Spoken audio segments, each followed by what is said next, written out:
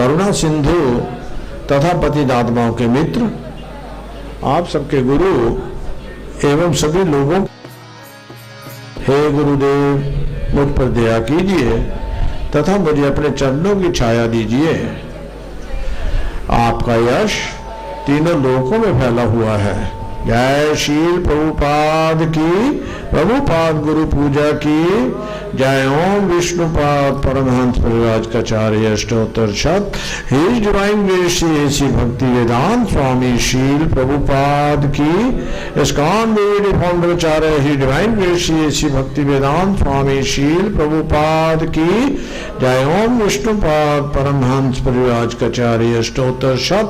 His divine grace Shri भक्ति सिद्धांत सरस्वती ठाकुर महाराज शील प्रभुपाद की। शील गौक्षरदास बाबा जी महाराज की। शील भक्ति विनोद ठाकुर महाराज की। शील जगन्नाथ दास बाबा जी महाराज की। श्री रूप सनातन भट्ट रघुनाथ श्री जीव गोपाल भट्ट दास रघुनाथ शट गोस्वामी की। अनंत कोटि वैष्णव वृंद की। नामाचार्य हरिदास ठाकुर की।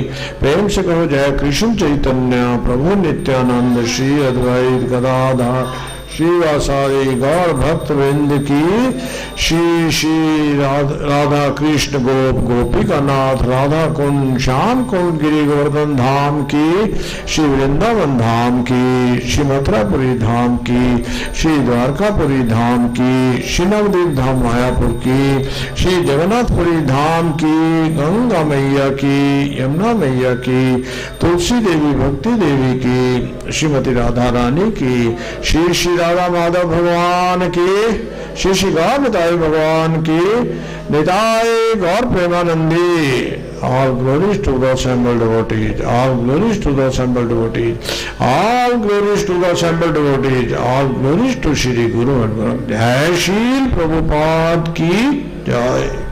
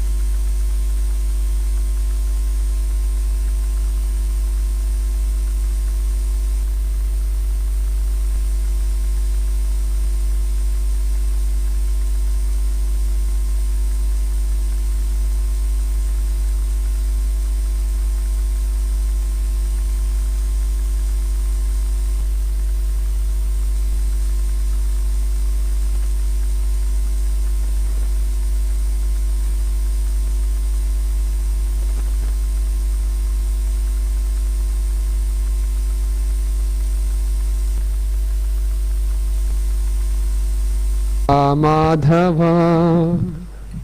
कुंज बिहारी।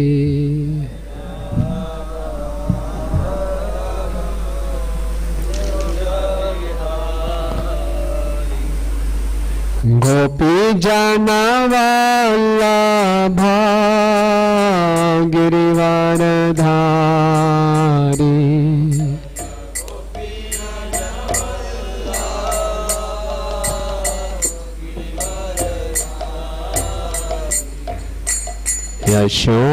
यशोदानंदन ब्रज जन रंजना।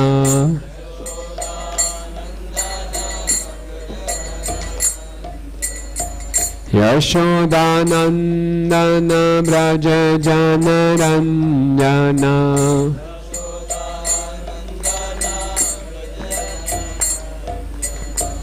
यमुना तीरा वनचारी।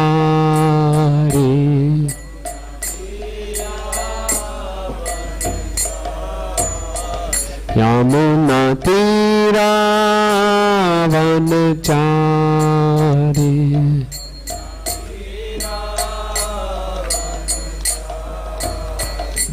जय राधा माधवा कुंज बिहारी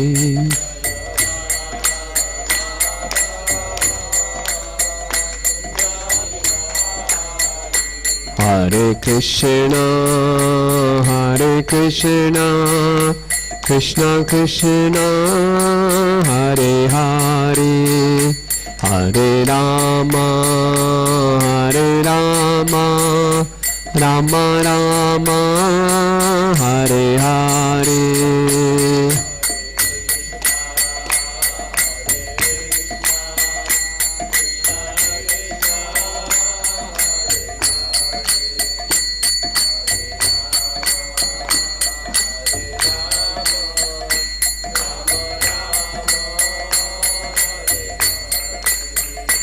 हरे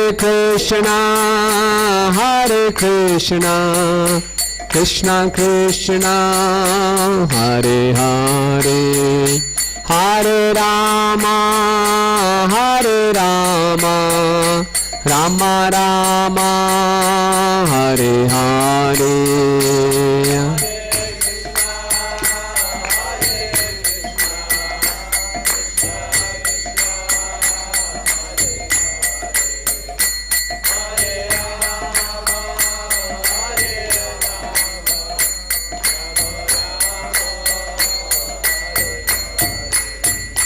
हरे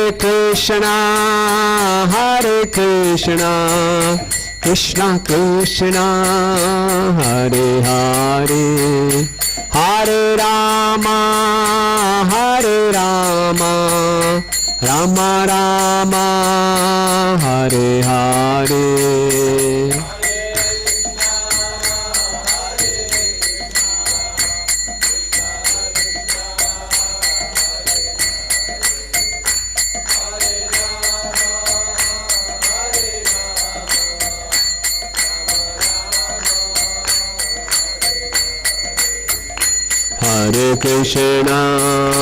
हरे कृष्णा कृष्णा कृष्णा हरे हरे हरे रामा राम राम हरे हरे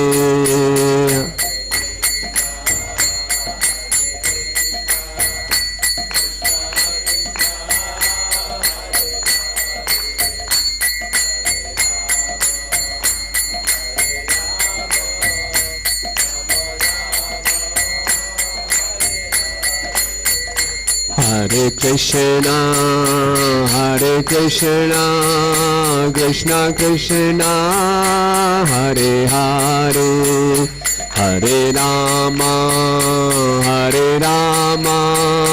राम राम हरे हरे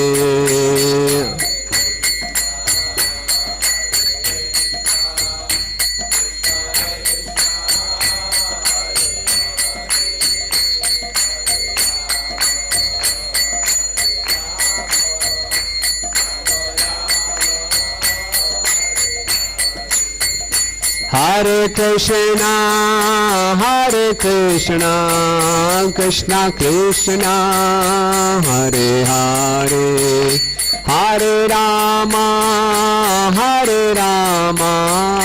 राम राम हरे हरे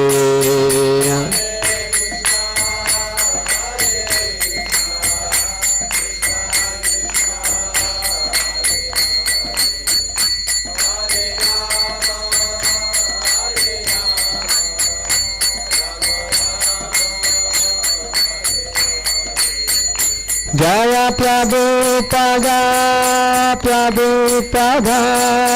प्रभुपदा शिला प्रभुपदा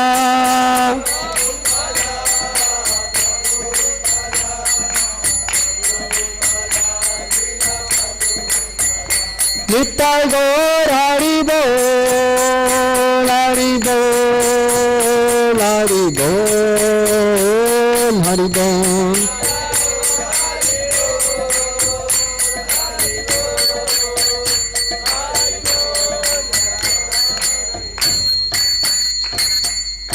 जहाँ विष्णुपाद परमहंस पूज्य का आचार्य स्तोत्रोष्ट Shrimad His Divine Grace A.C. Bhaktivedanta Swami Srila Prabhupada ki, ISKCON founder Acharya Jagat Guru Savior the whole world A.C. Bhaktivedanta Swami Srila Prabhupada ki, या विष्णुपाद परमहंस पूज्य का आचार्य स्तोत्रोष्ट Shrimad His Divine Grace Srila Bhakti सिद्धांत सश्री ठाकुर महाराज प्रभुपाद की, अनंत कोटि वैष्णव वृंद की, नामाचार्य श्री हरिदास ठाकुर की, प्रेम से कहो श्री कृष्ण चैतन्य प्रभु नित्यानंद श्री अद्वैत गदाधर शिवासादि गौर भक्त वृंद की, श्री राधा माधव जी की, श्री गौ निताय की, बिंद देवी तुलसी महारानी की, ग्रंथ श्रीमद् भागवतम की, निताय गौर प्रेमानंदे.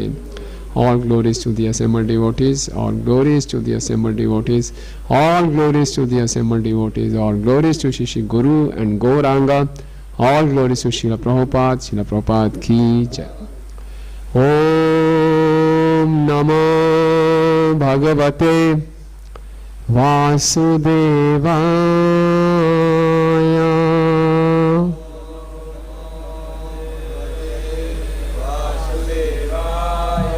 Om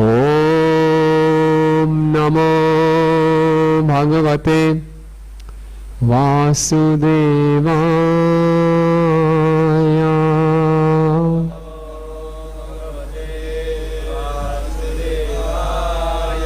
Om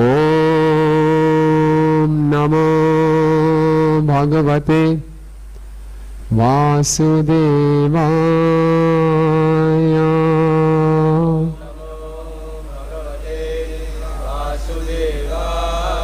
Narayanam namaskrityam naram chaiva narottamam devim saraswatim vyasam tato jayam udirayet nashtaprayeshu abhadreshu nityam bhagavata sevaya bhagavati uttam shloke bhaktir bhavati neshtiki krishnaya vasudevaya devaki nandanaya cha nanda gopakumaraya गोविंदाय नमो नमः. ग्रंथ श्रीमद् भागवतम 5वां स्कंद पहला अध्याय महाराज प्रियाव्रत का चरित्र श्लोक संख्या 12. ना तस्य कश्चित् तपसा विद्या वा ना योग वीर्येण मनीषया वा नैवार्थ धर्मे परता स्वतो वा कृतं विहन्तुं तनुभृद्दि भूयात्. ना तस्य कश्चित् तपसा विद्या वा ना योगवीर्येण मनीषया वा नैवार्थ धर्मे परता स्वतो वा कृतं विहन्तुं तनुभृद्दि भूयात्. ना तस्य कश्चित् तपसा विद्या वा ना योगवीर्येण मनीषया वा नैवार्थ धर्मे परता स्वतो वा कृतं विहन्तुं तनुभृद्दि भूयात्.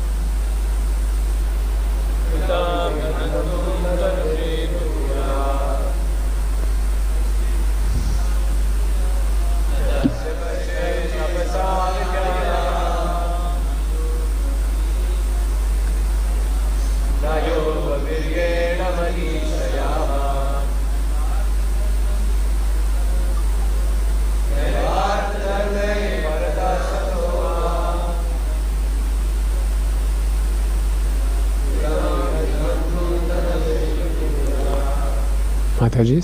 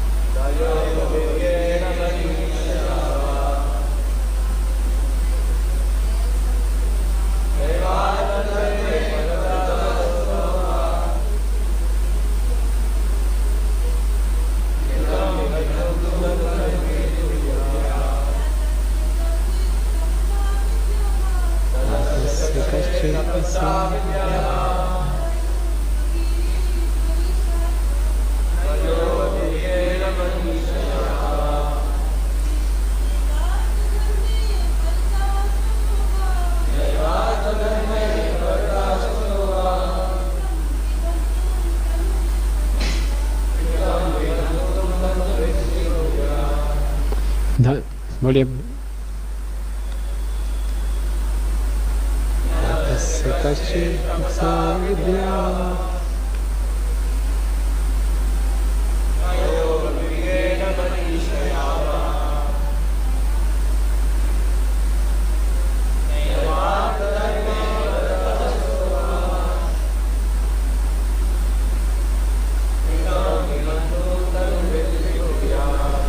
धन्यवाद। शब्दार्थ, अनुवाद एवं तात्पर्य ऐसे भक्ति वेदांत स्वामी शिला प्रभुपाद जी के द्वारा। शिला प्रभुपाद की जय।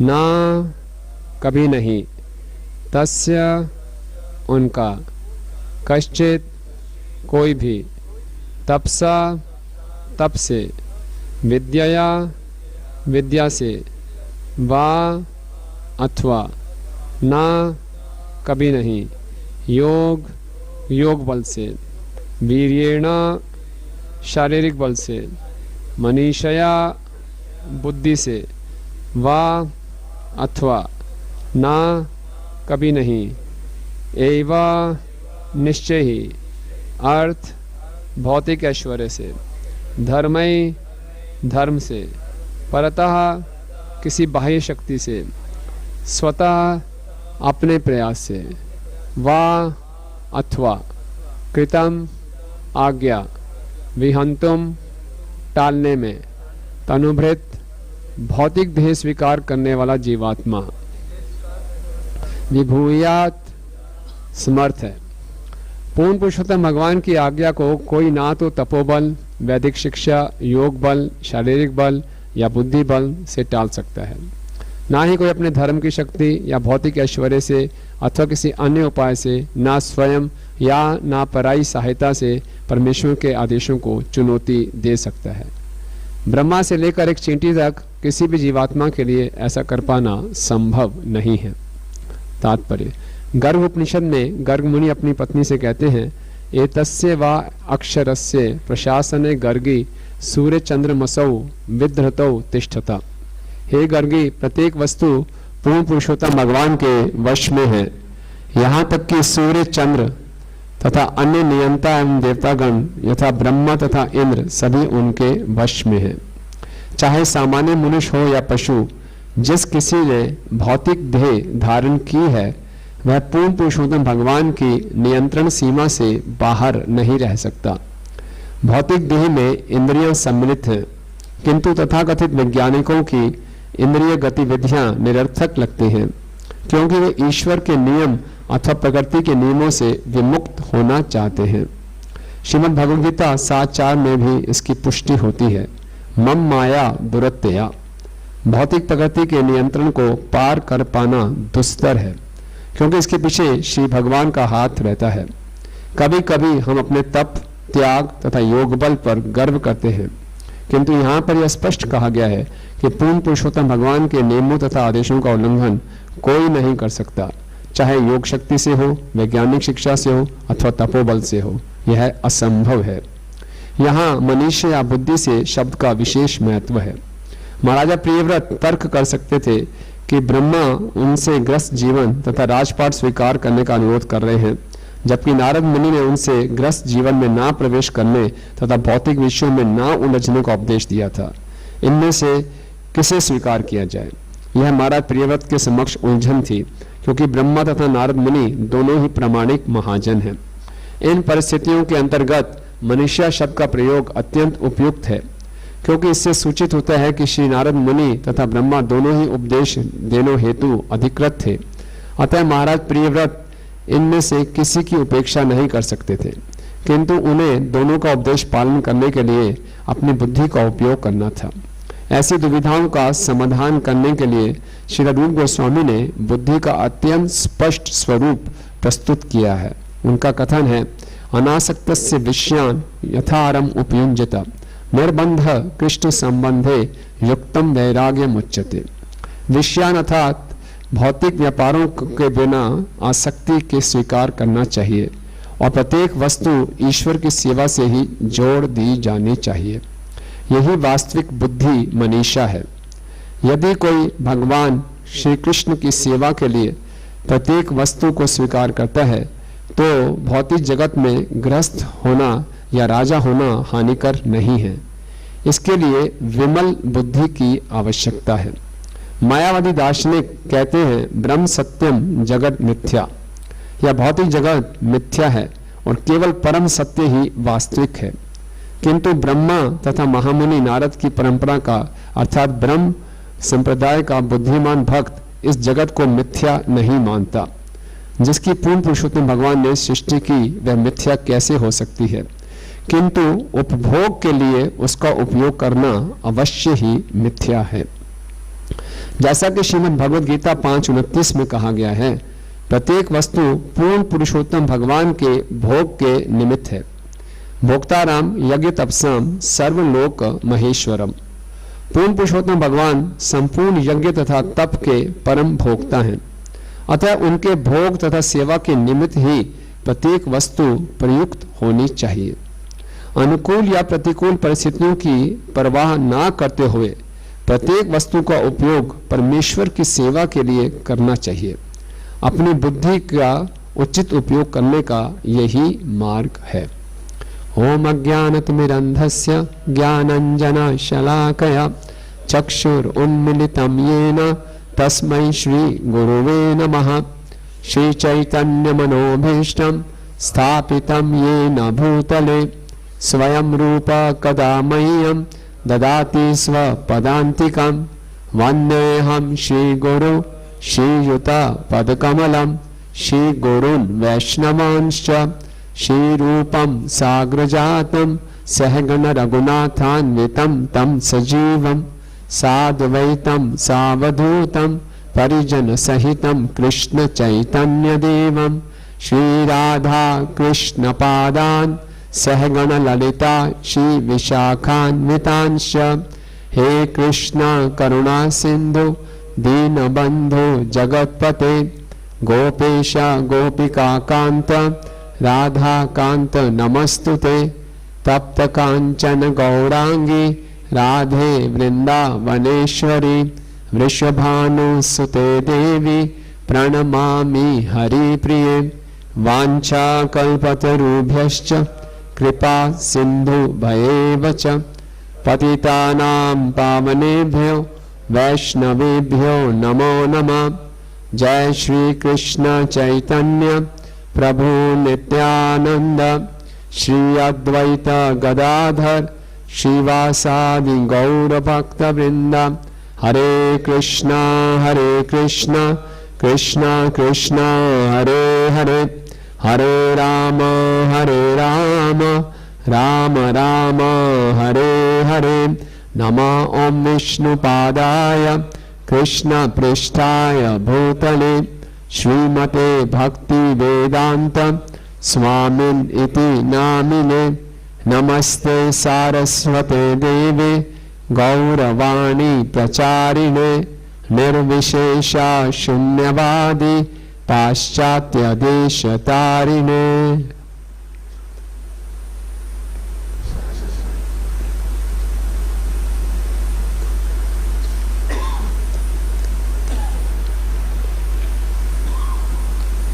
हरे कृष्ण। तो ब्रह्मा जी प्रियव्रत जी को समझा रहे हैं और पिछले श्लोक में उन्होंने बोला था कि मेरी बात ध्यान से सुनो, मैं आपका शत्रु नहीं हूँ, मुझसे ईर्ष्या मत करो। वयम भवस्ते, मैं आपको सत्य कहूँगा, और सत्य क्या है? वयम भवस्ते तत्एत महर्षि वहाम सर्वे विवशा यस्य दिष्टम। हम सभी, ब्रह्मा, शिव जी, आपके पिताजी, महर्षि नारद, हम सब विवश हैं भगवान की आज्ञा का पालन करने के लिए। और हम सब तो हैं ही हैं, जो 4 महाजन वहाँ पे हैं, सभी जीव इस संसार में, और भगवान की आज्ञा का कोई भी उल्लंघन नहीं कर सकता, चाहे वो कितना ही प्रयास ना करे, क्यों ना करे। ना तस्य कश्चित तपसा विद्यवा, कभी नहीं कर सकता ना तस्य, भगवान की आज्ञा का उल्लंघन तपस्या से, विद्या से, योग से, योग की शक्ति से, अपनी बुद्धि की शक्ति से, अपने धन की शक्ति से, धर्म से, खुद या दूसरों की सहायता से। तो कुल मिला के उन्होंने ये 11 बताए हैं। किसी भी तरीके से आप भगवान की आज्ञा का उल्लंघन नहीं कर सकते।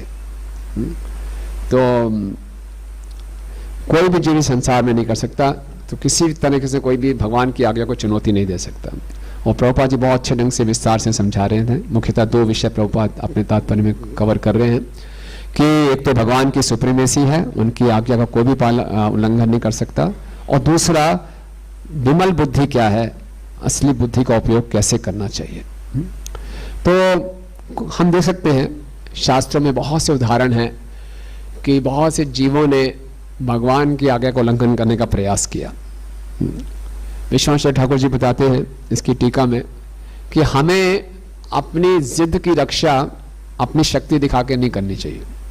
अपनी तपस्या के बल पे, अपनी विद्या के बल पे, अपने धन के बल पे, धर्म के बल पे, अपनी जो जिद पकड़ी हुई है हमने, हमारी जिद क्या है कि हम भगवान से अलग होकर भोग करेंगे। तो इस मिथ्या अहंकार की रक्षा करने के लिए हम अपनी शक्ति का प्रदर्शन करते हैं, है ना। और भगवान के 6 ऐश्वर्य हैं, उनमें एक ऐश्वर्य है वैराग्य का, और भगवान पूरी छूट देते हैं, जितना दिखाना दिखा लो और जितना कर सकते कर लो। पूरा भौतिक जगत, पूरा भौतिक ब्रह्मांड, अनंत कोटि मैंने ब्रह्मांड बना दिए, जहां जाके अपनी शक्ति दिखानी है दिखाओ, तुम मेरी आज्ञा का उल्लंघन नहीं कर सकते। कण कण में मैं विराजमान हूं, है ना। जितना मर्जी प्रयास कर सकते हो करो। तो बहुत से बड़े बड़े असुर हुए, बड़े बड़े प्रयास किए, लेकिन अंत में उनको घुटने टेकने ही पड़े, है ना। ना तपसा, हिरण्यकश्यपु कितनी तपस्या की। इस तपस्या क्यों की कि मैं अमर हो जाऊं। उसका पूरा शरीर चींटियों का पहाड़ बन गया, और ब्रह्मा जी को धोखा दे के बड़ा उसने परमुटेशन कॉम्बिनेशन लगाया, ना इससे मरूं ना उससे मरूं, तथास्तु तथास्तु होता गया, बड़ा शक्तिशाली हो गया। पूरे प्रकृति के नियम बदल दिए, जो पुण्य करते थे उनको नरक में भेज दिया, जो पाप करते थे उनको स्वर्ग में भेजना शुरू कर दिया। सर्दियों में आम आ रहे हैं, और पूरा जो आजकल के साइंटिस्ट भी कर रहे हैं, सारे नियम बदल दिए। लेकिन अंत में क्या होगा, भगवान नरसिंह देव बन के आए और उनका वध किया, उनको भगवान की आज्ञा का उल्लंघन नहीं कर पाए। ना विद्या में हम देखते हैं चैतन्य महाप्रभु जगन्नाथपुरी गए, सार्वभौम भट्टाचार्य ने देखा ये 24 साल का युवा बहुत सुंदर है, सेंटिमेंटल होकर संन्यास ले लिया, अभी इसका पतन ना हो जाए, मैं थोड़ी इसकी रक्षा करता हूँ, सन्यासी को ट्रेनिंग देता हूँ। तो उन्होंने ट्रेनिंग देना शुरू किया, वेदांत पढ़ाना शुरू किया। 1 हफ्ता चुपचाप महाप्रभु सुनते रहे। भाई कुछ तो बोलो, समझ आ रहा है नहीं आ रहा, सर हिलाओ, कुछ तो बोलो। बोले क्या बोलो, जो आपने वेदांत जो सूत्र है वो तो सूर्य के समान है, लेकिन आपकी टीकाएं बादल के समान है। अरे बड़ी ईगो ठेस पहुंची उनको, अभी तक किसी ने ऐसा फीडबैक नहीं दिया था। ऐसा फीडबैक कैसे? बोले आप बताओ फिर। तो पूरा खुल के बताया, तो समझ गया आप कौन है, परम पुरुषोत्तम भगवान है, मेरी सारी विद्या जो थी सब बेकार थी। तो वो पूरे भक्त बन गए। फिर योग से दुर्वासा मुनि का बड़ा अहंकार था, मैं योगी हूँ, और अम्बरीश एक गृहस्थ में है, क्षत्रिय हैं, मैं ब्राह्मण हूँ, योगी हूँ, कैसे मेरी बिना आज्ञा के इसने व्रत का पालन कर लिया। अभी उन्होंने एक असुर उत्पन्न किया इसकी हत्या के लिए, नहीं भगवान का सुदर्शन चक्र ऑटो मोड में रहता है, जैसे ही भक्तों के ऊपर कष्ट होता है अपने आप ही वो निकल जाते हैं। भगवान के स्टैंडिंग ऑर्डर्स हैं, जहां मेरे भक्तों को कष्ट आ रहा हो अपने आप चले जाया करो। सुदर्शन चक्र पीछे पड़ गया, उस असुर की भी हत्या की, और दुर्वासा मुनि के पीछे पड़ गया। दुर्वासा मुनि भाग रहे हैं चारों तरफ, ब्रह्मा जी के लोग, शिव जी के लोग वैकुंठ तक चले गए। भगवान मैं कुछ नहीं कर सकता, मैं खुद बताऊँ भक्तों से, मैं नहीं कर सकता कुछ। खुद जाकर उन्होंने अम्बरीश जी से क्षमा मांगी, तो तब जाके उनका उद्धार हुआ। तो योग की शक्ति से भी कोई भगवान के नियमों का उल्लंघन नहीं कर सकता। अपनी शक्ति से कंस 10,000 हाथियों का बल कुछ नहीं कर पाया। 8-9 साल तक पूरा चिंतित रहा। कितने असुरों को उसने, सारे पूरे पृथ्वी के असुरों को अपने काबू में कर लिया था, लेकिन कृष्ण के आगे उसका बल नहीं चल पाया।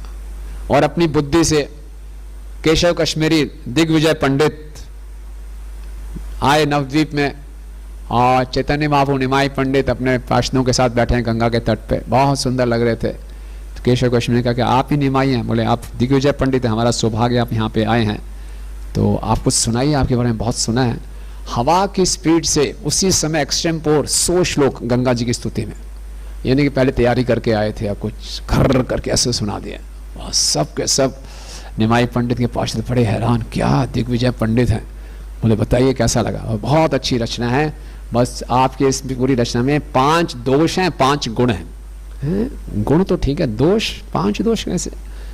कैसे आपको कैसे याद रह गया कि इसमें 5 दोष नोट भी कर दिया? मैंने तो हवा की गति से बोले जिस भगवान ने आपको शक्ति दी है सारे श्लोक की रचना करने की, उसी भगवान ने मुझे भी कुछ बुद्धि दी है।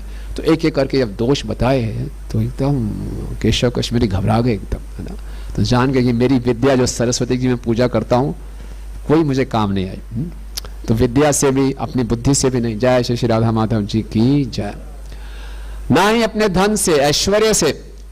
भगवान हस्तिनापुर में आए दूत बन के, दुर्योधन ने सोचा खूब मस्का लगाएं, इनको मस्करी करें, अपनी तरफ कर लेंगे, बहुत बढ़िया 56 भोग देसी घी का बना हुआ लगाओ। बोला नहीं, मैं प्रेम का पुजारी हूँ, आपके अंदर द्वेष इतना भरा पड़ा है, मेरे भक्तों से इतना द्वेष करते हो, तुम्हारे में कुछ भी नहीं खाऊंगा। भगवान कहाँ गए? विदुरानी के केले के छिलके खा लिए। तो कोई अपने ऐश्वर्य से भी भगवान को नहीं जीत सकता। और फिर क्या है आगे? अपने धर्म से। समाज में बहुत लोग बहुत से धार्मिक अनुष्ठान करते हैं, बड़े बड़े देवी देवताओं की पूजा करते हैं। स्कंद पुराण में बहुत सुंदर श्लोक आता है, वासुदेवम परित्यज्य अन्न देवम या उपासते स्वमात्रम परित्यज्य स्वपाचिन विंदते ही सा।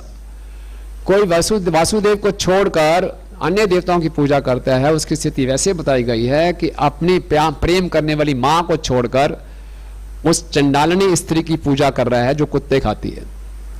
क्या बोलोगे ऐसे व्यक्ति को?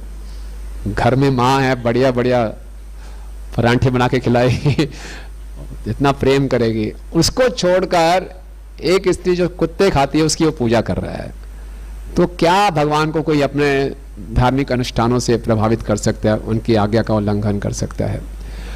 ना पड़ता दूसरों की शक्तियां लेकर मैं भगवान को जीत लूंगा। जरासंध 17 बारी भगवान से हारा, और हर बारी उसके जरासंध के पास 23 अक्षौणी सेना, 17 बारी भगवान ने पूरी सेना ध्वंस कर दी, यानी कि 391 अक्षौणी सेना भगवान ने बोझा कम किया।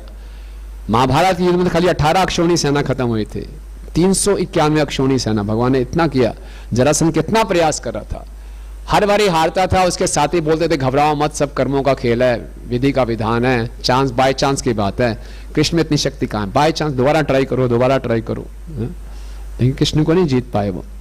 और ना स्वतः, ना ही अपने बल पे कोई कर सकता है। हिरण्याक्ष, हिरण्यकश्यपु, कंस कितने बलवान थे, लेकिन भगवान की आज्ञा का उल्लंघन नहीं कर पाए। इसी रंग से देखते हैं आजकल के जो नास्तिक हैं, वैज्ञानिक हैं, कितने प्रयास कर रहे हैं प्रकृति के नियमों को जीतने के लिए, है ना। आपको बूढ़ा नहीं होने देंगे, एंटी एजिंग आ रहा है, आपको कहीं जाने की जरूरत नहीं, आर्टिफिशियल इंटेलिजेंस से सब कुछ हो जाएगा, है ना।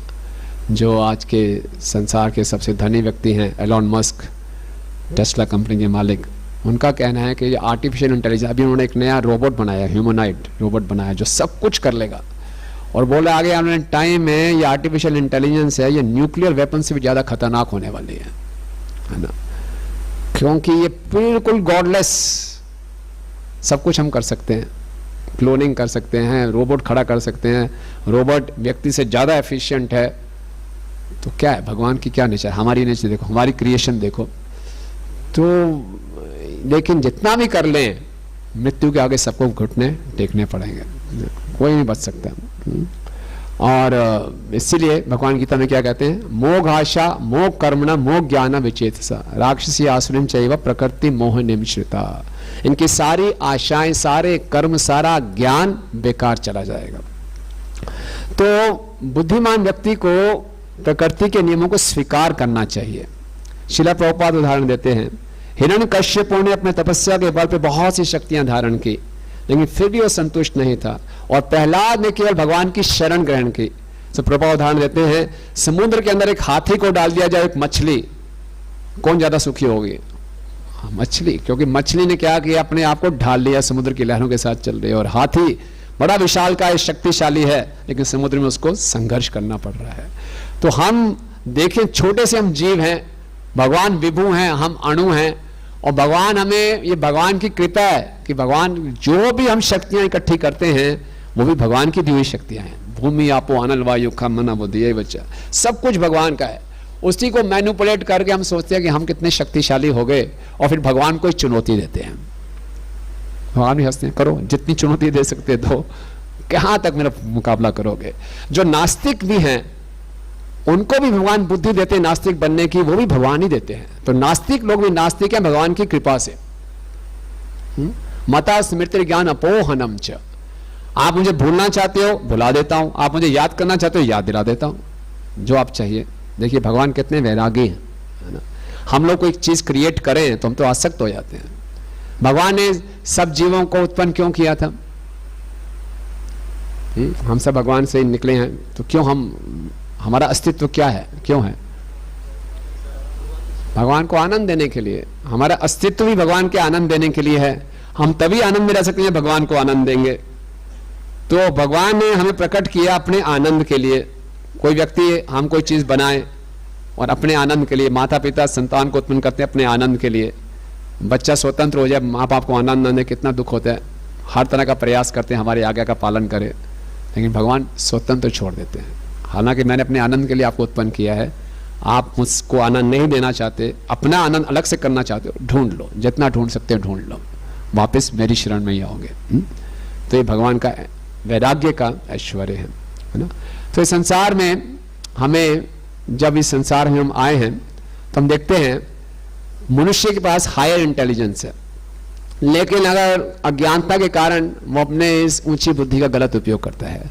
पशु पक्षी बिल्कुल प्रकृति के नियमों का पालन करते हैं, समय से सोते हैं, समय से उठते हैं। गाय को जितनी मर्जी भूख लग जाए मांस नहीं खाएगी, शेर भूखा मर जाएगा घास नहीं खाएगा। उसके कुछ नियम हैं, कुछ असूल हैं। शेर केवल साल में एक बार ही मैथुन करेगा, और पूरे नियमों के अनुसार चलते हैं। कभी आपने ये नहीं देखा बूढ़ा शेर बूढ़ा हो रहा है तो अपने बाल काले कर रहा है? कोई दिक्कत नहीं है, जैसा है। लेकिन यहां पे हम देखें प्लास्टिक सर्जरी हो रही है, सफेद बालों को काला किया जा रहा है, हेयर ट्रांसप्लांट, हेयर प्लैनेट बनते हैं आजकल, है ना। एक एक बाल उगाने के 10-10 हज़ार रुपए हैं, विग मिल रहे हैं, ये मिल रहा है। कोई बूढ़ा नहीं दिखना चाहता, सारे इतने प्रयास कर रहे हैं। तो कैसे? भगवान भी देखते हो कब तक प्रयास करोगे। तो असली बुद्धि क्या है कि भगवान के अस्तित्व को माने, भगवान की भगवत्ता को स्वीकार करें। लेकिन जब हम भगवान से विरोध करके यहां पर आए, तो जो प्रेम था हमारा भगवान के साथ, जो आदि रस था, वो किस में परिवर्तित हो गया? काम में। काम आदि रस प्रेम का विकृत रूप है ना। और ये काम कहां रहता है? भगवान गीता में बताते हैं, मन में, बुद्धि में और इंद्रियों में। जैसे ही हम कोई इंद्रिय विषय के बारे में सुनते हैं, मन के अंदर सब योजनाएं बननी शुरू हो जाती हैं, स्पेकुलेशन, कैसे इसको भोगना है ना। आज क्लास के बाद सबके सुपर फीस्ट का आयोजन किया गया है, जिसमें पिज़्ज़ा भी है, पास्ता भी है और फ्रूट क्रीम भी है। तो आप सब पाके जाएं, है ना। तो फटाफट देखेंगे कब 9 बजेंगे तो सब शुरू हो जाएगी प्लानिंग, है ना। ये करना है, वो करना है, अच्छा है, फटाफट भी फ़ोन करते हैं, थोड़ा लेट हो जाऊंगा, प्रसाद पाके आऊँगा। तो ये सब चल रहा है, होगा। तुरंत मन में सारे आइडियाज आने शुरू हो जाएंगे। उसके बाद प्रभुपाद जी लिखते हैं, the intelligence becomes the capital of lustful propensities. हमारी जो बुद्धि है वो राजधानी बन जाती है विषय कामनाओं की, काम वासनाओं की बुद्धि। और प्रभुपाद कह रहे हैं बुद्धि जो है आत्मा का नेक्स्ट डोर नेबर है, पड़ोसी एकदम आत्मा के साथ बुद्धि है। तो ये बुद्धि क्या करता है, आत्मा को प्रभावित करता है कि वो अपनी मिथ्या पहचान बनाए शरीर के साथ, मन के साथ, इंद्रियों के साथ। तो मालूम चला सुपर फेस्ट है तो इंटेलिजेंस बोलेगा लाओ यार कोई डब्बा वब्बा है पैक भी करके ले जाएंगे, थोड़ा सा ये भी कर लेंगे, और योजनाएं बनानी शुरू कर देगा। तो इस प्रकार से जो काम है शरीर, मन और इंद्रियों में, बुद्धि, मन और इंद्रियों में रहता है। और जब हमारी बुद्धि लस्टी हो जाती है तो पतन है, क्योंकि बुद्धि में विवेक शक्ति है और वो ही उसमें काम वासनाओं से ग्रसित हो गई तो हम सही और गलत की पहचान नहीं कर पाएंगे। तो सारी योजनाएं बनाएंगे कैसे हम इंद्रियों को संतुष्ट करें, मन को संतुष्ट करें। तो हर परिस्थिति में इसी लस्टी इंटेलिजेंस के साथ जीव जब भक्ति में आता है तो बाकी भक्तों को, भगवान को, सारी सुविधाओं को किसके लिए यूज करता है, वो प्रारंभिक अवस्था में अपने लिए यूज करता है कि मेरे लिए क्या है, मुझे क्या मिलेगा, है ना। भक्ति करने का मोटिव क्या है, मुझे क्या प्राप्त होगा, तो वो उसी में करता रहता है। लेकिन यहाँ पे जो शब्द आता है महिषाम, मनीषा, तो श्रील प्रभुपाद जी बता रहे हैं बहुत महत्वपूर्ण है, क्योंकि विश्वनाथ चक्रवर्ती ठाकुर जी कह रहे हैं कि प्रिव्रत ये आर्गुमेंट दे सकते हैं कि ब्रह्मा जी आप भी महाजन हैं, आप मुझे कह रहे हैं गृहस्थ आश्रम में जाओ, मेरे गुरु नारद मुनि जी भी महाजन हैं, ये मुझे कह रहे हैं कि वैराग्य आश्रम में रहो, तो मैं तो इनकी बात मानूंगा। दोनों ही भगवान की आज्ञा लेके आ रहे हो मेरे सामने, आप ये कैसे कह सकते हो कि आप ही क्या भगवान की आज्ञा लेके आ रहे हो। ये नारद मुनि बहुत अच्छे भक्त हैं, तो ये भी भगवान की आज्ञा लेकर आ रहे हैं, तो मैं इनकी आज्ञा का पालन करूंगा। तो विश्वनाथ चक्रवर्ती ठाकुर जी कहते हैं आप देखो, आपने इस बुद्धि का गलत उपयोग करके भगवान को हराने का प्रयास मत करो, है ना। तुमको दोनों की आज्ञा का पालन करना है। दोनों ही भगवान के शुद्ध भक्त हैं, दोनों ही अथॉरिटीज हैं, दोनों की आज्ञा का पालन करना है, ठीक है ना। ये कंफ्यूजन मत क्रिएट करो और फिर से अपना कोई बहाना ढूंढ के निकल ना जाओ। प्रभुपाद जी कहते हैं जो कंडीशन सोल है वो एक्सपर्ट है भक्ति को अवॉइड करने में, लाखों बहाने हमारे पास अवॉइड करने के लिए, तो बुद्धि हमें कहीं से एक्सक्यूजेस देती है। तो कई बारी हम भी देखते हैं जब हम मल्टीपल अथॉरिटीज के चक्कर में फंस जाते हैं, 2-3 अथॉरिटीज को रिपोर्ट करना है, तो जो जीव है वो जैसे इंग्लिश में कहते हैं थ्राइविंग ऑन कंफ्यूजन फैला के वो अपनी इच्छाएं पूरी करता है। फिर यहाँ कंफ्यूजन किया, वहाँ कंफ्यूजन किया, फिर जो करना अपना कर लिया, आपस में अथॉरिटीज को लड़ा दिया, सब कर दिया और अपना काम निकालता गया, है ना। बड़ा अच्छा तरीका, मैं क्या बोली, आपने भी ये बोला था, इन्होंने भी ये बोला था, इन्होंने ये बोला था, तो जो मुझे सूट करेगा मैं कर लूंगा, कुछ हुआ तो आपस में निपट लो, आप चलो भाई मैं आराम से रहा, है ना। तो ब्रह्मा जी ने कहा ये खेल मत खेलना भाई दोनों अथॉरिटीज को फॉलो करना है, और उस दोनों अथॉरिटीज को फॉलो कैसे करोगे, युक्त वैराग्य, बिल्कुल अनासक्त होकर। तो जब हम अनासक्त होकर पालन करेंगे तो बुद्धि विमल होती है, और बुद्धि में मल क्या है, कलमश क्या है, भोग की वृत्ति। जब बुद्धि लस्टी है, काम वासनाओं से प्रेरित है, तो वो फिर उल्टे सीधे एक्सक्यूज करेगी। लेकिन अगर बुद्धि विमल है तो वो चीजों को यथारूप देख पाएंगे, और दोनों अथॉरिटीज को, क्योंकि लक्ष्य क्या है, भगवान को प्रसन्न करना। दोनों ही ब्रह्मा जी और नारद मुनि दोनों का लक्ष्य है कृष्ण को प्रसन्न करना, और दोनों ने मुझे आज्ञा दिया, एक गृहस्थाश्रम में, एक कह रहा है वैराग्य आश्रम में, दिखने में दोनों बिल्कुल 180 डिग्री हैं। नहीं, अपनी बुद्धि का उपयोग करो और युक्त वैराग्य से रहते हुए ब्रह्मा जी को भी संतुष्ट करो और नारद जी को भी संतुष्ट करो। भागवतम के पहले स्कंद के 7वें अध्याय में वर्णन आता है कि जब अश्वत्थामा ने द्रौपदी के, पांडवों के 5 पुत्रों को जो कि सो रहे थे उनको मार दिया, बहुत क्रोध आया, और अर्जुन ने शपथ ली कि उसका सर काट के लाऊंगा, और द्रौपदी ने कहा जब तक उसके सर पे खड़े होकर मैं तर्पण नहीं करूंगी, ये मेरा व्रत है। तो अर्जुन ने बोला अभी सर काट के लाता हूँ। चलो कृष्ण के साथ गए, और अश्वत्थामा ने ब्रह्मास्त्र छोड़ दिया, अर्जुन ने भी ब्रह्मास्त्र छोड़ा, और फिर अश्वत्थामा को पकड़ लिया। तो भगवान ने कहा काट लो इसका सर, तो आपने द्रौपदी को वचन दिया है। लेकिन अश्वत्थामा, अर्जुन ने क्या किया, उसको बांध लिया, पशुओं के समान बांध लिया। भगवान ने तुरंत मारो, ये ब्राह्मण नहीं ब्रह्म बंधु है, तुमने द्रौपदी को वचन दिया है, और अगर तुमने इसका वध अभी नहीं किया अगले जन्म ये नरक में जाएगा। और इसने 100 बालकों को मारा है, आतताई है, और इसने दुर्योधन को भी प्रसन्न नहीं किया, बहुत से आर्गुमेंट दिए भगवान ने, अभी खत्म कर दो इसको। लेकिन भगवान टेस्ट कर रहे थे अर्जुन को कि इसका सेंस ऑफ जस्टिस क्या है। अर्जुन ने बोला ठीक कह रहे हैं आप, ये ब्राह्मण तो नहीं है, ब्रह्म बंधु है, इसको मैं पशु के समान बांध के ले जाता हूँ। वो लेकर आए।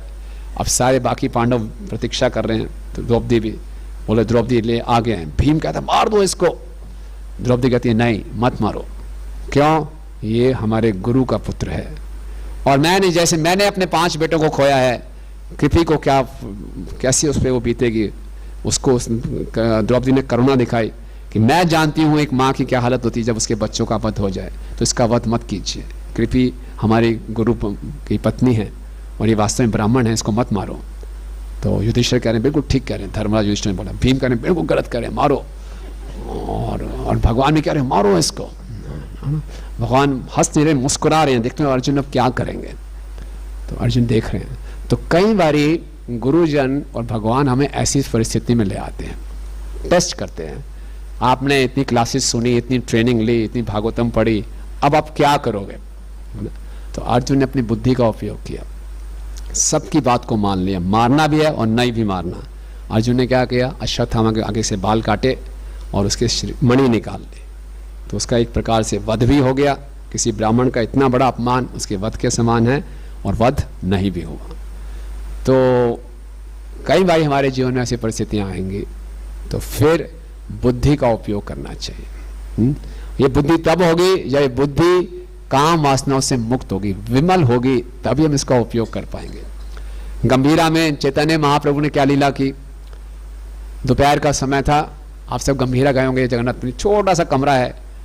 महाप्रभु ने ऐसी लीला की जैसे बहुत थके हुए हैं, बिल्कुल द्वार के सामने ही लेट गए। और गोविंद आते थे उनका लंच लेकर, मेरे भगवान तो ऐसे लेटे हुए हैं। और लंच करने के बाद तो मैंने इनके पाँव दबाने हैं, कैसे दबाऊं, पूरा लेटे हुए हैं। तो गोविंद ने क्या किया, भगवान के ऊपर चादर डाली और क्रॉस कर लिया, जो कि एक अपराध है, लेकिन चादर डाली, क्रॉस की और खूब सेवा की। कुछ समय बाद भगवान ने अपनी आंखें खोली, अरे गोविंद तुम यहाँ पे, तुमने प्रसाद नहीं लिया। बोले नहीं। क्यों। तो गोविंद ने बताया नहीं, लेकिन अंदर में सोचा कि मैं आपको टाप के कैसे जा सकता था। टाप के आ गए, लेकिन टाप के जा नहीं सकता। आ गया क्योंकि सेवा करनी थी, जाऊंगा तो अपनी इंद्र तृप्ति करनी है, वो मुझे इसकी चिंता नहीं है, आपकी सेवा के लिए मैंने ये नियम तोड़ दिया। तो ऐसी परिस्थितियां आती हैं जहां हमें मुख्य लक्ष्य अगर यही रखा है कि मैंने भगवान की सेवा करनी है, तो भगवान हमें बुद्धि देंगे। नियम भी तोड़ेंगे, मल्टीपल अथॉरिटीज है उनको भी हम संतुष्ट कर सकते हैं। अगर बॉटम लाइन ये है, मुख्य लक्ष्य ये है कि मुझे गुरु और कृष्ण को प्रसन्न करना है। लेकिन प्रारंभिक अवस्था में हो सकता है हमारी बुद्धि इतनी स्पष्ट ना हो और हम भक्ति की आड़ में अपनी इच्छाओं की पूर्ति करें। श्रील प्रभुपाद एक बार भुवनेश्वर गए और परम पूज्य गौर गोविंद स्वामी महाराज थे और बिल्कुल हाईवे पे मंदिर बनना था। तो प्रभुपाद ने बोला क्या बात है, ये आपका ट्रांसलेशन का काम कैसे चल रहा है। बोले कोई है ही नहीं मेरे पास, आप कुछ व्यक्तियों को भेजिए जो मंदिर को संभालें और मैं ट्रांसलेशन करूं। प्रभुपाद ने भेज दैट फैट वन, वो मोटा भक्त कहाँ है, उसका नाम था भागवत, उसको बुला के लाओ। तो भागवत अलग से टेंट में बैठे थे, भक्तों से बातचीत कर रहे थे। कल ही उनको न्यूयॉर्क जाना, न्यूयॉर्क की फ़्लाइट की टिकट है। बोले प्रभुपाद बुला रहे हैं। समझ कुछ ना कुछ गड़बड़ है। प्रभुपाद के सामने आ गए। सो भागवत कैसे हो। बहुत अच्छा हूँ प्रभुपाद। अच्छा आप ये टेम्पल कंस्ट्रक्शन देखोगे। हाँ प्रभुपाद देख तो सकता हूँ, लेकिन मैं तो कल न्यूयॉर्क जा रहा हूँ। बहुत बड़े उत्साह से बताया। न्यूयॉर्क भक्तों ने टेलीग्राम भेजा है कि बहुत सुंदर एक प्रीचिंग का अपॉर्चुनिटी है और मुझे प्रीचिंग का इंचार्ज बना रहे हैं, तो मैं वहाँ जा रहा हूँ प्रभुपाद, मेरी कल की टिकट भी है। बोला न्यूयॉर्क में बहुत से भक्त हैं, प्रीचिंग वो कर लेंगे, तुम यहाँ रुको। अच्छा प्रभुपाद। नहीं प्रभुपाद मैं रुक तो जाता, लेकिन ना मेरी यहाँ पर स्वास्थ्य अच्छा नहीं रहता। स्वास्थ्य अच्छा नहीं रहता यार, लोटा उठाओ, बाहर जंगल में जाओ, पेट साफ करो, उसी लोटे को मिट्टी से धो, उससे स्नान कर लो, खुला वातावरण, स्वच्छ रहोगे, स्वस्थ रहोगे। प्रभुपाद गर्ग मुनि जीबी से मेरी बनती नहीं है उससे, मैं अभी ट्रांसफ़र कर देता हूँ उसको, जाओ। गर्ग मुनि को ट्रांसफ़र कर दिया, मैं तुम्हें पर्सनली सुपरवाइज करूँगा। प्रभुपाद कैसे कहूँ, मेरी यहाँ 16 माला भी नहीं हो रही, मैं बहुत प्रॉब्लम में हूँ। वहाँ जाऊँगा, भक्तों का संग मिलेगा, मेरी भक्ति बढ़ेगी, मैं 16 माला छिड़ंग से कर लूँगा। 16 माला नहीं हो रही, कोई बात नहीं, मत करो 16 माला, इतनी मेहनत तुम कर रहे हो, माला फिर कभी कर लेना, यहीं पे रहो। बोला ठीक है प्रभुपाद, यस्य प्रसादात आप जो कहेंगे मैं करने को तैयार हूँ, है ना। तो कृपया के गलत मत समझे कि 16 माला टाल दे। तो कई बारी गुरु को ऐसे पेंतरे लगाने पड़ते हैं कि शिष्य की जो विरोध करने की जो प्रवृत्ति है, बहाना देने की प्रवृत्ति है, उसको रोकना पड़ता है। तो अभी हमारी अगर बुद्धि पूर्ण से स्पष्ट नहीं है तो हमें पूर्ण रूप से निरीक्षण में रहना चाहिए और अपनी बुद्धि पे इतना विश्वास, बुद्धि का उपयोग करना है, लेकिन अगर हमें हायर अथॉरिटीज या गुरुजन कुछ बोल रहे हैं तो फिर उनकी बुद्धि पे ज़्यादा विश्वास करना है। तो इसी ढंग से हम देखते हैं कि यहाँ पे युक्त वैराग्य को बताया गया है और ये भगवान से प्रेम बढ़ाने का बहुत उत्तम तरीका है। सब कुछ भगवान का है और सब कुछ भगवान की सेवा में लगाया जा सकता है ना। प्रभुपाद बॉम्बे में थे तो भक्तों ने आके बताया, एक बहुत बड़े योगी आए हुए हैं, उनको किसी बिजनेसमैन ने बहुत बड़ा डोनेशन दिया, बोले नहीं हम माया को छूते नहीं हैं। प्रभुपाद ने बोला बुलाओ उसको, मैं उसको ऐसे पकड़ूंगा सारा धन मैं ले लूंगा और अधरास बिहारी की सेवा में लगाऊंगा। तो इसके लिए बहुत बुद्धि चाहिए कि हर वस्तु को भगवान की सेवा में लगाना है। इसको है युक्त वैराग्य। श्रील भक्ति सिद्धांत स्वामी ठाकुर महाराज इसको कहते थे सर्प मूषक न्याय। सर्प मूषक न्याय क्या है? मूषक जो है चूहा बिल बनाता है और सांप उसमें जाके रहता है। तो बोले जितने वैज्ञानिक हैं इनको सब खोज करने दो, आर्टिफिशियल इंटेलिजेंस, बढ़िया बढ़िया गैजेट्स निकालो, उसका उपयोग कौन करेंगे? भक्त लोग करेंगे भगवान के प्रचार को बढ़ाने के लिए। तो ये विशुद्ध बुद्धि चाहिए, विमल बुद्धि चाहिए। लेकिन फिर भक्ति सिद्धांत स्वामी महाराज ने कहा कि युक्त वैराग्य की प्रैक्टिस करने के लिए आवश्यक है कि भक्तों के पास स्पिरिचुअल इंटेग्रिटी होनी चाहिए, आध्यात्मिक ईमानदारी होनी चाहिए, अपने आप के प्रति ईमानदार रहे कि ये वस्तु मैं अपने भोग के लिए कर रहा हूं या भगवान की सेवा के लिए कर रहा हूं। इतना हमें इंट्रोस्पेक्टिव होना चाहिए, नहीं तो हम अपने आप को ही धोखा दे रहे होंगे। यति आवश्यक है। तो कैसे मालूम चलेगा कि कहीं मैं धोखा तो नहीं दे रहा अपने आप को, कि मैं युक्त वैराग्य का सही उपयोग कर रहा हूं कि नहीं कर रहा? कैसे मालूम करेंगे? हाँ जी,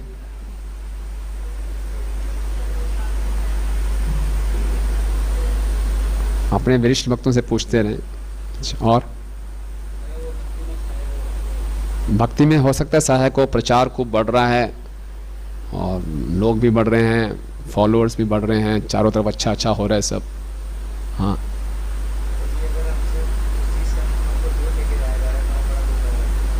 उस चीज़ वो हमें कृष्ण से दूर लेता जा रहा है।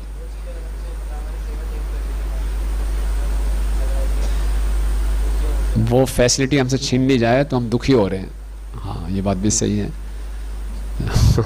जो सेवा करते हुए हमें फैसिलिटीज़ मिलती हैं, वो फैसिलिटी से हम आसक्त हो जाएं, वो फैसिलिटीज़ में कुछ कमी हो जाए या फैसिलिटीज़ हमसे दूर कर हमसे ले ली जाएं तो हमें दुख होगा। यस, एक अच्छा पॉइंट है, वेरी गुड। और हम देखें कि हमारी भक्ति में कितना कर्म और ज्ञान का मिश्रण है। खुद देखें कर्म का मिश्रण कैसे होता है हमारी भक्ति में। जब हम भक्ति की क्रियाओं को अपने निजी लाभ के लिए कर रहे हों, स्थूल या सूक्ष्म रूप से, भगवान का गुरु जी के भी आगे है लेकिन मेरा भी बहुत लाभ मुझे मिल रहा है और इंटेंशन ये है मेरा लाभ है। और ज्ञान का आवरण क्या है कि अपने मुसीबतों से बचने के लिए, अपने दुखों को कम करने के लिए हम भक्ति करने का प्रयास कर रहे हैं, तो वो ज्ञान का आवरण है। केवल एक ही उद्देश्य होना चाहिए, क्या? केवल कृष्ण की प्रसन्नता। श्रील प्रभुपाद जी यहाँ बहुत सुंदर बात लिख रहे हैं तात्पर्य के अंत में। प्रभुपाद जी लिख रहे हैं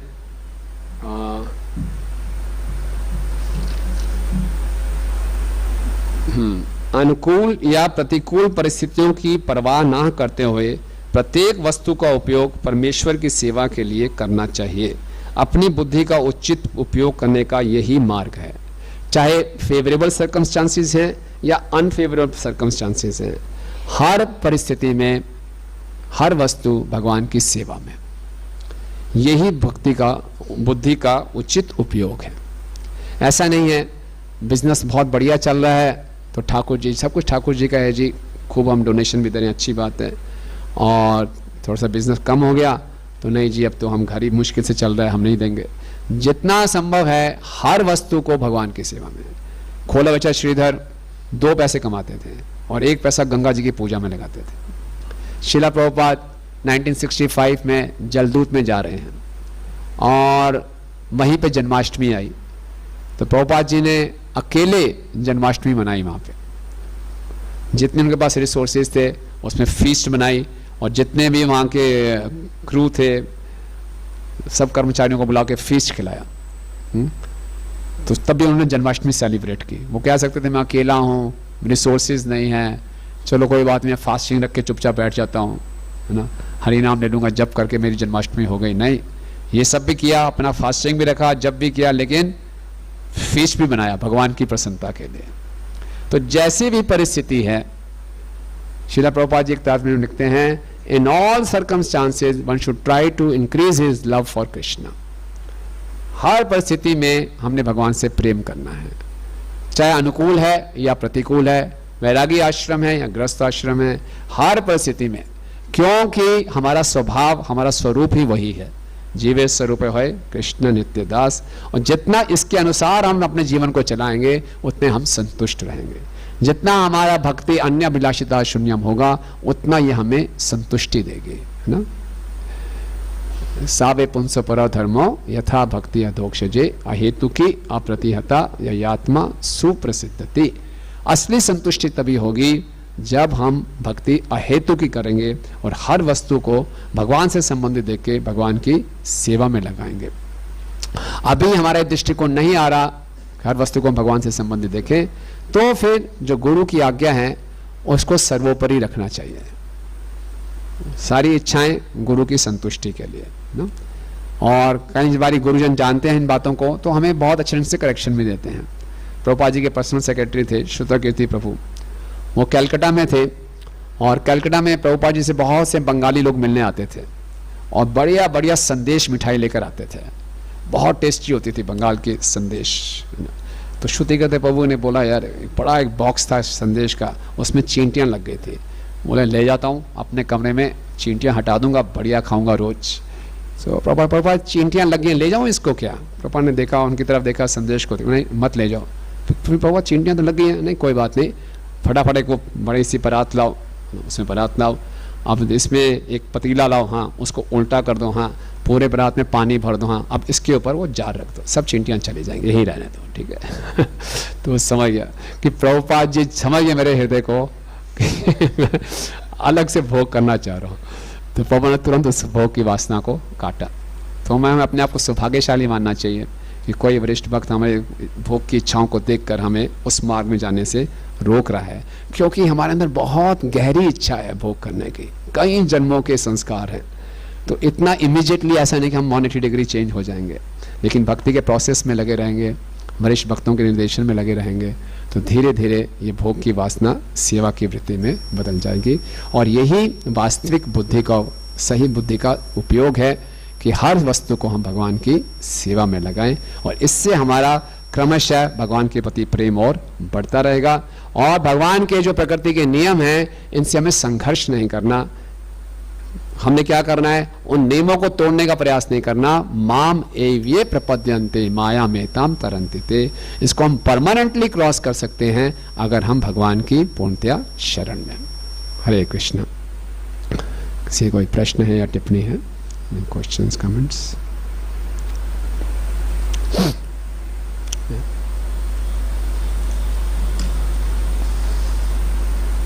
हरे कृष्ण प्रभु जी। प्रभु जी, हमें जो फैसिलिटीज़ मिलती हैं भक्ति में, और तो फिर उनको हम कैसे प्रैक्टिस करें कि युक्त वैराग्य से हम उनको प्रैक्टिस कर पाएँ अपनी लाइफ में? क्योंकि अभी इनिशियल स्टेज में हमें इतना प्रैक्टिस तो है नहीं, तो हम उनका इंजॉयमेंट के मूड से ही हम उनको यूज़ करते हैं फिर। हाँ, तो जो हमें फैसिलिटीज़ मिलती हैं तो उसका रेगुलेटेड यूज़ करें और अकाउंटेबिलिटी रखें, बहुत आवश्यक है।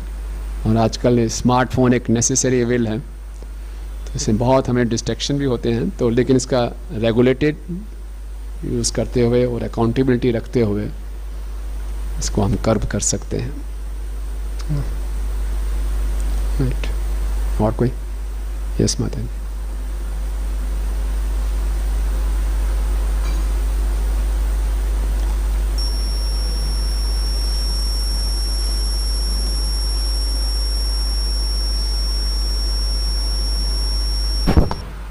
हरे कृष्ण प्रभु जी, थैंक यू प्रभु जी।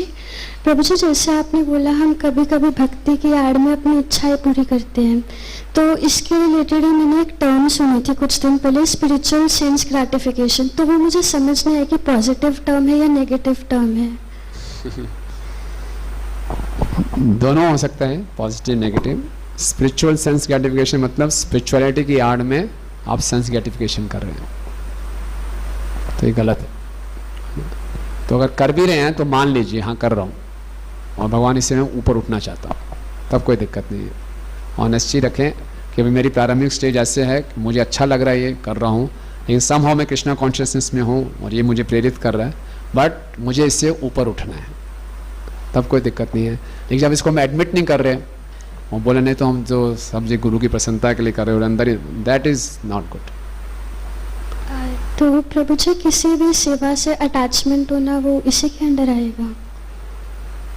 देखिए, प्रारंभिक अवस्था में सब होगा, सेवा से भी अटैचमेंट होगा, अपनी सेंस ग्रेटिफिकेशन की इच्छाएं होंगी, लेकिन भक्ति इतना पावरफुल है, कृष्णा कॉन्शियस इतना पावरफुल है कि हमें बहुत तीव्र गति से प्यूरिफाई करेगा। Only thing required is honesty and sincerity.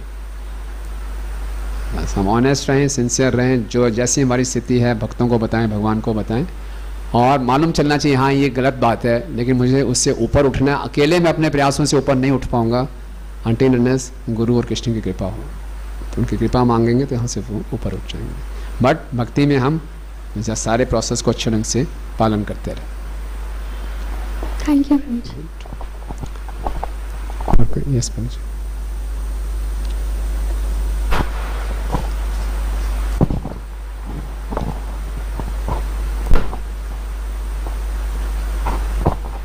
प्रभु जी, जैसे होता है कि हम अपनी शक्ति से, बुद्धि से साधना करना चाहते हैं, प्रचार करना चाहते हैं, तो इससे कैसे बाहर निकले और भगवान के शरणागत कैसे हों? अपनी शक्ति और बुद्धि से प्रचार करना चाहते हैं, योजनाएं बताएं, गलत नहीं है, जरूर करना चाहिए। अपनी बुद्धि से खूब योजनाएं बनाइए, कैसे प्रचार को बढ़ाना है, कैसे मैनेजमेंट करना है। तो प्रभुपाद चाहते हैं हर कोई इंडिपेंडेंटली थॉटफुल हो, तो ये बहुत आवश्यक है, लेकिन उन योजनाओं से आसक्त मत हो जाइए। तो हम योजनाएं बनाते हैं तो बोले ये तो करके ही रहूँगा फिर, और वो हमारी योजनाओं फेल कर दे तो फिर हम सोचते हैं कि ये हमारे शत्रु हैं। तो आसक्त नहीं होना, अनासक्त से विषयान यथारूपयंजते।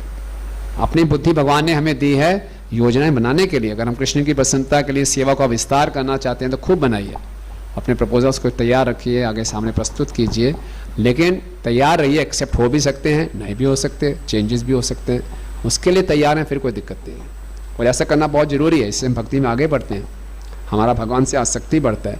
अगर हम सेवा में ऐसे आसक्त कुछ होंगे नहीं, कुछ योजनाएं नहीं बनाएंगे, तो फिर हम रोबोट की तरह जो बताएंगे केवल उतना ही करेंगे, तो हमें संतुष्टि भी नहीं मिलेगी।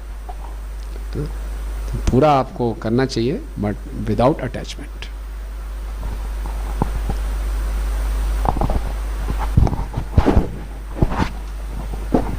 हरे कृष्ण प्रभु जी।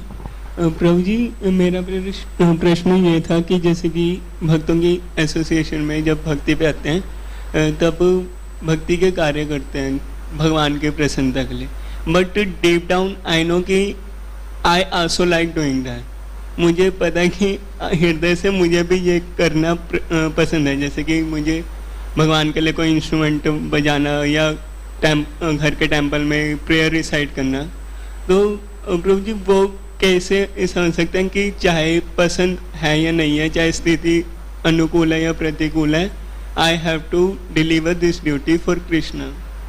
तो ये कैसे समझ? आप कह रहे हैं कि जो मैं करता हूँ वो वास्तव में मेरी भी चॉइस है और मुझे पसंद भी है डीप डाउन, चाहे मैं बाहर से कह रहा हूँ कि कृष्ण के प्रसन्न। हाँ, तो कोई दिक्कत नहीं है। भगवान ये नहीं कह रहे कि आपको वही काम करने जो आपको पसंद नहीं है। भगवान इतने सैडिस्ट व्यक्ति नहीं है, पकड़ लिया आपके अंदर अपनी पसंद का वो है। भगवान बहुत खुश हैं, और गुरु भी यही देखते हैं, आपकी साइको फिजिकल नेचर देखेंगे कि जो आपको करना अच्छा लगता है वो करो, भगवान की सेवा में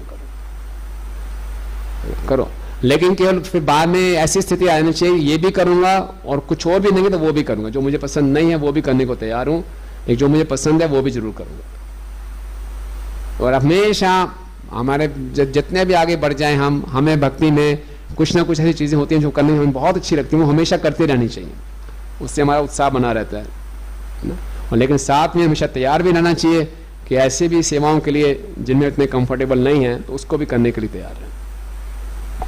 तो इतना एनालिसिस नहीं करना कि मैं अब करना बंद कर दूंगा क्योंकि ये मुझे पसंद है, तो ये नहीं, ऐसा कोई वो नहीं है। भगवान को इसमें कोई दिक्कत नहीं है, आप भी खुश रहें, भगवान भी खुश हैं, कोई दिक्कत। प्रभु जी एक और प्रश्न था।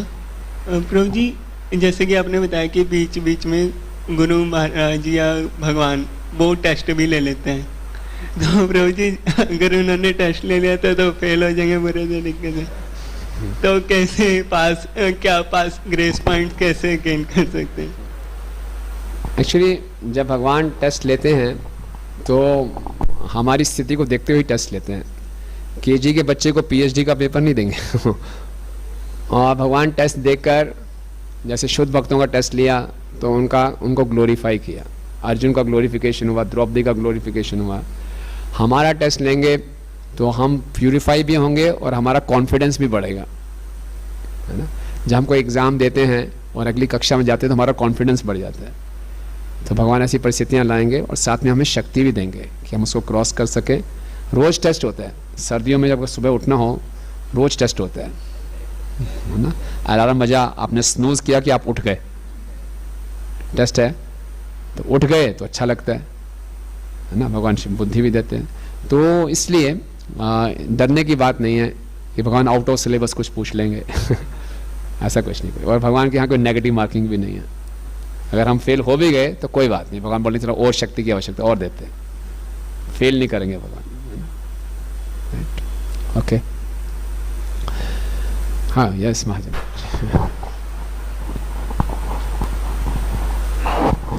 हरे कृष्ण प्रभु जी, मेरा तो सिर्फ यही प्रश्न था, एक प्रश्न नहीं है, थोड़ी सी क्वेरी है भाई। अश्वत्थामा का आपने जो वृत्तांत बताया कि अश्वत्थामा को द्रौपदी के कहने पर उन्होंने छोड़ दिया और उसका वध कर दिया, भाई उसका मनी निकाल लिया और उसके बाल काट दिए, निरादर करके उसको छोड़ दिया, परंतु उसकी वृत्ति समाप्त नहीं हुई। Again he is done just use Brahmastra to kill वृक्षत Maharaj in the womb of Uttara. तो यानी कि वो डिसीजन ठीक था या क्या था?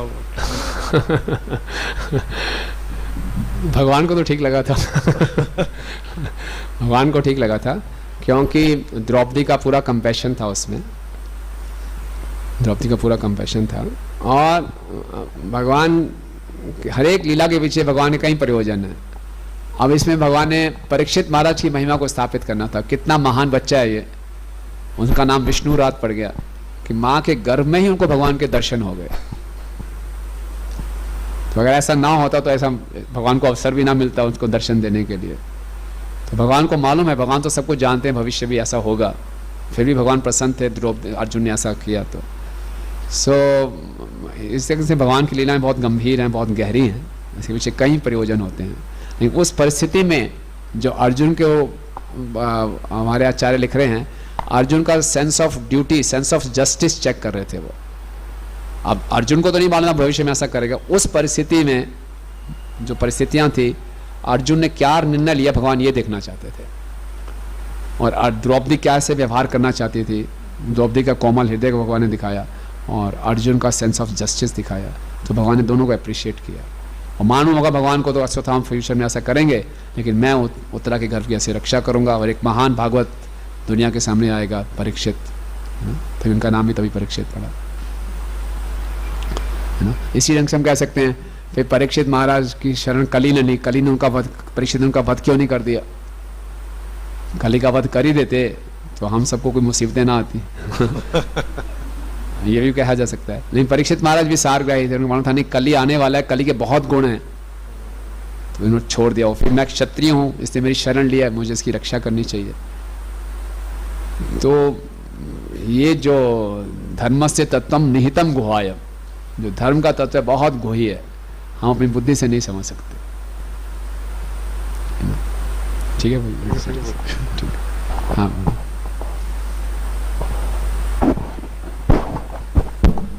हरे कृष्ण प्रभु जी। प्रभु जी जैसे आप बता रहे थे कि मतलब दोनों चीज़ें होती हैं, भोग की इच्छा भी होती है, फिर और युक्त वैराग्य जैसी लगती है। तो मतलब जैसे शुरुआत में हर एक चीज़ हम पूछते हैं, हर एक चीज़ चेक करवाते हैं, लेकिन जैसे थोड़ा समय होता है भक्ति में, फिर क्या करता है कुछ चीज़ें माइंड खुद ही जस्टिफाई करने लगता है, क्यों? बिकॉज वो ऐसा होता है कि आप थोड़ा एक्सपीरियंस भी हो गया तो चीज़ें जस्टिफाई करने लगता है, माइंड जस्टिफाई करने लगता है, और भोग की इच्छा भी होगी तो उसको एडमिट नहीं करते हैं फिर हम। तो इससे कैसे बचें, कैसे? हाँ देखिए, हमसे ये और आपसे ये अपेक्षा नहीं की जाती कि आप छोटी छोटी चीज़ पूछें। हमेशा बच्चे बन के नहीं रहना, हमने बड़ा होना है, जिम्मेवारियाँ उठानी हैं, तो अपने निर्णय खुद लेना भी सीखना है विद इन द फ्रेमवर्क जो हमें बताया गया है। एट द सेम टाइम हमें अपनी इनोसेंस और ऑनेस्टी को भी मेंटेन रखना है, ये मेरी जिम्मेवारी है। तो जितने अच्छे ढंग से मैं शास्त्रों को पढ़ रहा हूँ, श्रवण कर रहा हूँ, और मैं जानता हूँ कि मैं यहाँ पे किस लिए आया हूँ, ये याद दिलाता रहूँ, तो हम बचे रहेंगे, भक्तों के संग में रहेंगे, निरंतर श्रवण कीर्तन करते रहेंगे और इंट्रोस्पेक्शन करते रहेंगे, तो सेफ रहेंगे, है ना। तो इसलिए ध्यानपूर्वक श्रवण कीर्तन जप बहुत आवश्यक है। अन्यथा इसमें कुछ नहीं करेंगे तो भोग की वृत्तियों के हम बह जाएंगे उसमें। तो attentive hearing chanting will save अस।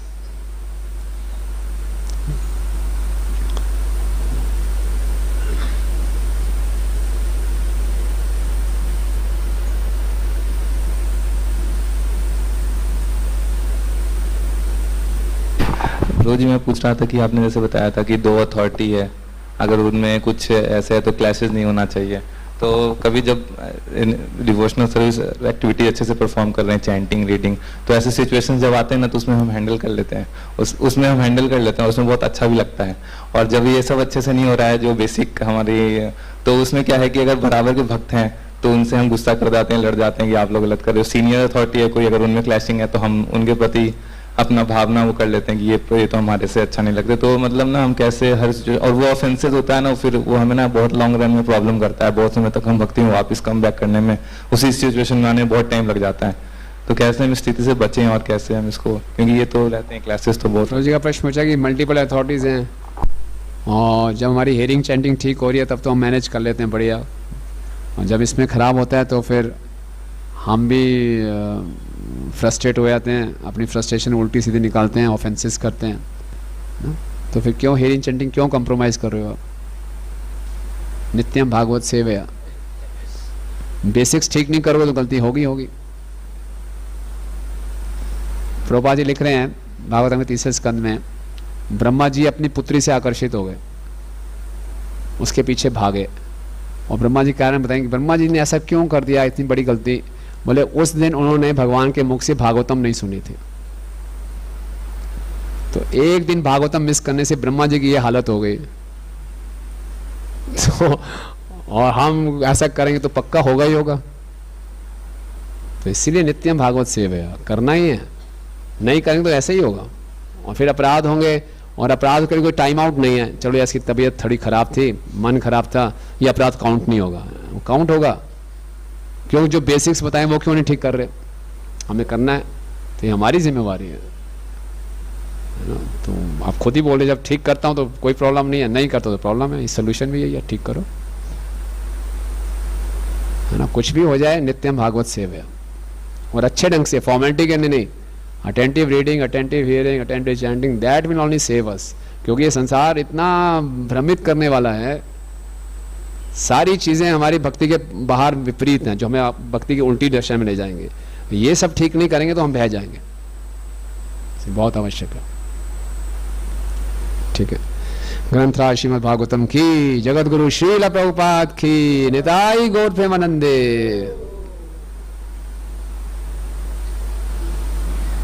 श्रील प्रभुपाद की जय।